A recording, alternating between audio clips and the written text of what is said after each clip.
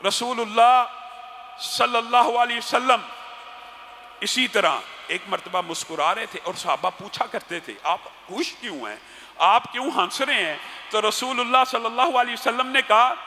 میں اس لیے ہنس رہا ہوں کہ ساری انسانیت کا، ساری مخلوقات کا حساب کتاب ہو جائے گا، 2 انسان رہ جائیں گے۔ ظاہر ہے جس کا حساب لیٹ ہوتا ہے اس کے اندر بھی اس کے لیے آزمائش تو ہے، اسی لیے رسول اللہ صلی اللہ علیہ وسلم کہا کرتے تھے، اور یہ ترغیب بھی ہے کہ اللہ فقراء کو، مساکین کو اللہ تعالیٰ نے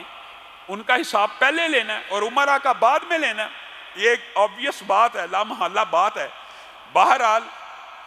جب آج کی 70 سالہ زندگی گزارنا کئی مرتبہ طویل لگتا ہے تو اس وقت بھی 500 برس کا انتظار بڑا طویل ہوگا، لیکن جن کے اوپر اللہ کی رحمتیں ہوں گی ان کے لیے پلک جھپکنے جیسا ہی ہے۔ لیکن حساب کی تاخیر اور حساب کا لیٹ ہونا بذات خود خوف میں، ہراس میں، رزلٹ کیا آنا ہے، نتیجہ کیا نکلنا ہے، ایک پریشانی کی کیفیت ہوتی ہے۔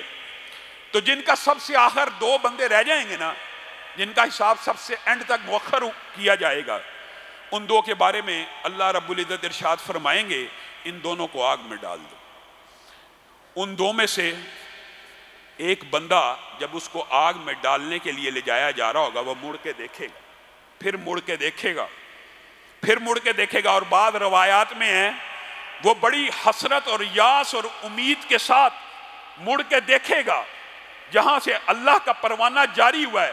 وہاں دیکھے گا۔ اللہ رب العزت فرشتوں کو حکم دیں گے رک جاؤ، اے میرے بندے تو مڑ کے مجھے کیا دیکھتا ہے؟ کہا اللہ ظالم تو بہت تھا، نافرمان تو بہت تھا۔ میرے بھائیو ایک بات یاد رکھنا، جہنم میں سے بھی صرف وہ شخص نکلے گا جس نے اللہ رب العزت کے ساتھ شرک نہ کیا ہوگا۔ کیا مطلب؟ جنت میں جانے کی جو ایک گارنٹی اور وارنٹی ہے وہ یہ ہے کہ اس بندے نے اپنے عبادات کے اندر نظر، نیاز، روزہ، زکوٰۃ، حج، رکوع، سجدہ، ذکر، اذکار، عبادات کے اندر اللہ کے علاوہ کسی کو شریک نہیں کیا ہوگا، وہی بندہ جنت میں جانے کا حقدار ہے۔ یہ بندہ کہے گا اللہ میں نے تو زندگی میں بے شک گناہ کیے لیکن مشرک تو نہیں تھا۔ کہے گا اللہ ساری زندگی گناہ تو کیے، کچھ نیکیاں بھی کرتا رہا، اور دل میں لیکن ایک امید تھی، ایک بات دل میں گھر کر گئی تھی کہ میرا رب قیامت کے دن مجھے معاف کر دے گا۔ اے اللہ اس لیے مڑ مڑ کے دیکھتا ہوں۔ اللہ فرشتوں کو کہیں گے ہاں اس کا جس قدر اس کے اوپر جس قدر آزمائش آنی تھی، جس قدر اس کے اوپر سختی آنی تھی، اتنا عذاب، اتنی دیر تک کھڑا رہا، اتنی دیر تک حساب مؤخر رہا، بس میں یہی چاہتا تھا، اور اس نے اب مڑ کے دیکھ لیا ہے۔ چونکہ اس کی امید اس رب رحمان سے تھی تو آج رب رحمان اس کے اوپر رحم کرتا ہے اور جہنم کی لپٹوں سے اور جہنم کی آگ سے اس کو آزاد کرتا ہے، اس کو جنت کی طرف لے جاؤ۔ اور جنت میں اس جنتی کو رسول اللہ صلی اللہ علیہ وسلم یہ بیان کر کے ہنسا کرتے تھے اور مسکرایا کرتے تھے، جب جنت میں اس جنتی کو ڈال دیا جائے گا تو جنت کی نعمتوں کو دیکھ کے کہے گا اللہ آپ نے مجھے اتنا دے دیا کہ میں سارے جنتیوں میں بھی تقسیم کر دوں تو ختم ہونے والا نہیں ہے۔ رسول اللہ صلی اللہ علیہ وسلم کے زندگی کے اندر مسکراہٹوں کے بے شمار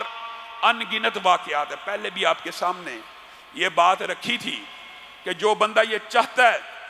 کہ وہ سارے کے سارے ان واقعات کو پڑھے، یہ کتاب ایک موجود ہے، نبی کریم صلی اللہ علیہ وسلم کی مسکراہٹیں، اور ان میں سے بعض روایات ضعیف ہیں لیکن مصنف نے آپ کی اور عام فہم لوگوں کے لیے،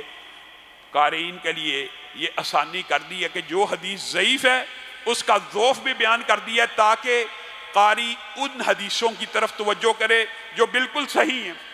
اسی طرح نبی کریم صلی اللہ علیہ وسلم کے پاس ایک آدمی آیا اور آ کے